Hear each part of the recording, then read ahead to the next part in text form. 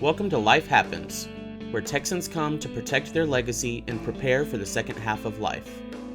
Join your host, attorney Kim Hegwood of Your Legacy Legal Care, and our weekly guest as we navigate the challenges that emerge as life happens. Now here's your host, Kim Hegwood. Good morning and welcome to Life Happens with me, Kim Hegwood, and our very special guest today is Sam Pacheco with Therapy 2000. Good morning, Sam. Hello, good morning. And so today we're going to kind of digress a little bit and talk about pediatric therapy in your own home. And so Sam, just so you know, this is a little off topic from what we normally do, but there's grandparents out there that can get this information for their grandchildren. Very And true. so we really want to get some good information, and so I have this issue with one of my bonus grandkids. So this is going to be really good to have today. See, I'm a grandmother and I have a bonus grandkid that is going to need this. So anyway, so we're gonna talk a little bit. So Sure. so you have the kids. I I know when my son didn't talk for a long time, and so he had to have particular therapy. But when do parents need to be concerned about communication problems? So I would say that it starts off with with the receptive. So 13 to 18 months when they're not listening to, you're saying, oh, go get your blanket or go do this, or when you're pointing at something and they're not kind of connecting the two together, that's whenever it kind of starts to be an issue. You start noticing those things, or they're not shaking their head, yes, no. Also babbling, just any kind of sounds, making any kind of sounds. That's also kind of a flag, like, hey, maybe we should kind of start getting some help or looking into it a little bit more. That's where it kind of starts. And then after that, when you're 2 years old, they're not saying 2-word phrases. And then it kind of progresses. 2 to 3 years old, they're not forming things together, 2 to 3 word sentences. So, but it starts off with, like I said, in those 13 to 18 month old, just kind of looking at, are they able to connect, the word that you're saying to the item? And that's kind of where you start to see, or not like making eye contact, or when you say their name, they're not turning. Those are just some little things right there where you can kind of be like, okay, maybe we need to kind of maybe get this checked out. Yeah, and so with my son, he had to go through, therapy to talk, but we found out it was more of the fact that his sister talked for him. That's very true, and so that happens a lot too with the younger kids. Some of the older, they don't give them that time to shine, so they're like, well, and they'll just kind of, or sometimes a lot of pointing, and Uh-huh. And I was so just as bad. He pointed, I handed him what he wanted, didn't really think anything about it. And then after a while, you're like, wait a minute, this kid doesn't talk. there's like no word, yeah. And then you start being like, well, I'm just giving it to him, I'm just trying to help him, and then but we need for them to also communicate in order to kind of, once they get out there in school and things like that, it can't just be pointing, because they have to know what they need. I know that was a hard lesson for me to have to force him to say the word in order for me to give it to him. And, so that was a struggle. Every parent that has to go through that, I've been there, done that. So I can appreciate how difficult it is. And it's, so, it's sometimes you do have to tell the parents, like, hey, just kind of let them. But I know as a parent, I'm not a parent myself, but I know that they're like, well, I want to do everything, or I want to try to help them as much as I can. And so, but I understand. and so, but tell our listeners, because, I know how good it is. So tell our listeners how occupational therapy helps children. So occupational does what occupational therapy does, it works on their fine motors. So, holding a pencil, which helps them in school, to cutting scissors, using anything like that. It just kind of, it's more of the finer things that they use. So it also with your ADLs, so like putting shoes on, brushing your teeth, just combing your hair, doing your own daily living activities day to day. So occupational therapy helps. Some kids are just a little bit behind and need just a little bit more guidance on how to actually use your hands and use different things. And that's what occupational therapy does. Also with sensory stuff, maybe they don't like a certain texture or some, different type of food. Cause some kids are like, I don't like the way that crunches, and you kind of start easing them into it. And occupational does help with that. And, but like I said, that's mostly what it's for, is to kind of help them using their finer motors and their big motors, big movements and things like that. So it's the small things that occupational therapy helps with.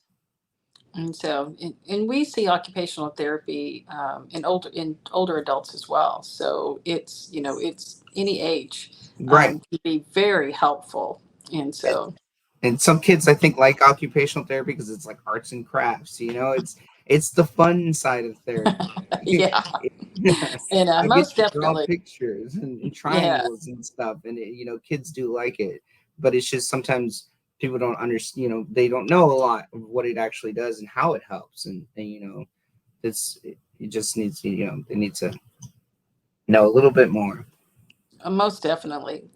So, when do y'all determine when a child needs physical therapy? So physical therapy it's a pretty big range. So we can start off with the babies.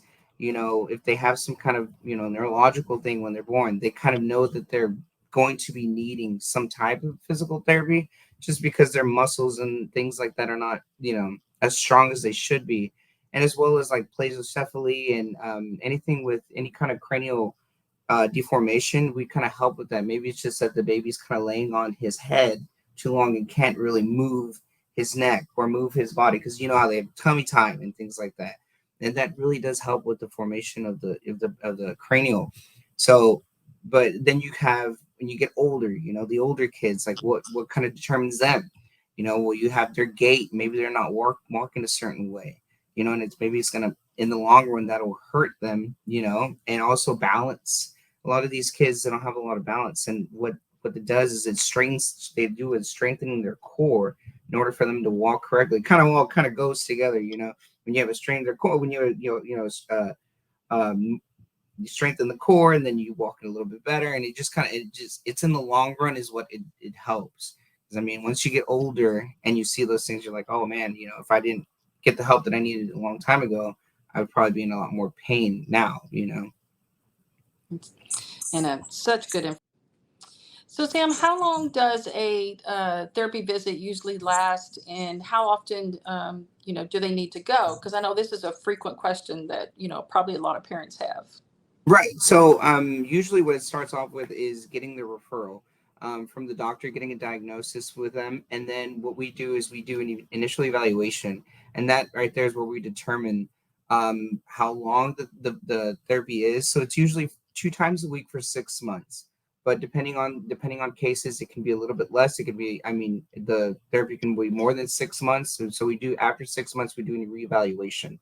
We see where the child is. We do a kind of evaluation. We see, okay, here's where he was at when we first started, here he's at now. So we see progress, and then we make goals to keep going forward, or we say, hey, okay, this is it, and we kind of stop right there. But I mean, usually with speech therapy, it's not going to be just 6 months. It does take a little bit longer.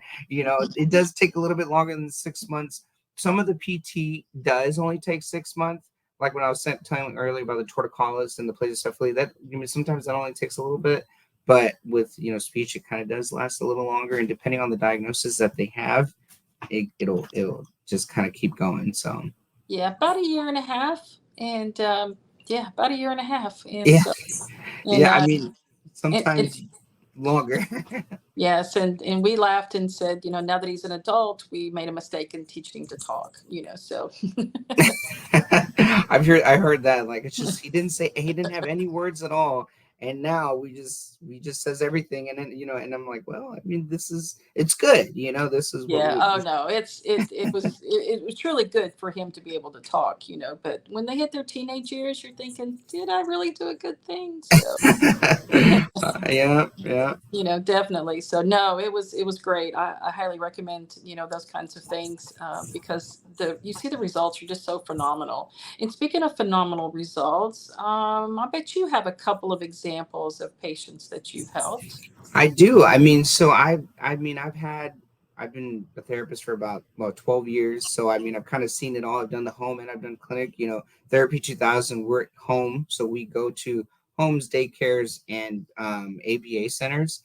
But whenever some examples that I had, I mean, I had a nonverbal kid, and we're going from nonverbal to PECS, which is picture exchange communication, to using an AAC device, to him using his own words. And that's really cool to see, that progress, from nothing to just using his own words. That's pretty cool. Even some Yeah. basic sign, from saying more to actually saying more, it's really nice to see, or you have, I mean, I've seen in the PT, I'm not a PT, but when I worked, with some PTs, you see a kid that couldn't barely crawl to walking, which is really cool. It's Yep. just when I think when you give the child the opportunity to grow and progress, they will, they're just like sponges, and it's just anything that you're trying to teach them, and they will learn and accept as much as they can, as much as you can help them, they will take.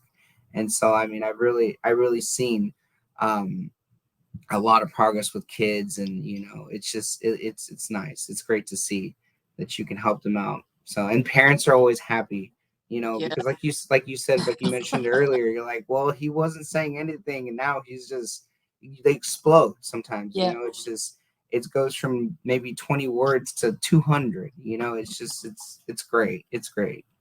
Yeah. And so, yes, I can appreciate how well it does work. So Yeah. definitely. So Sam, if somebody wants to find you, how do they find you? So you can call me to my number. It's 361-522-1468. You can also email me or our website, and my email is actually spacheco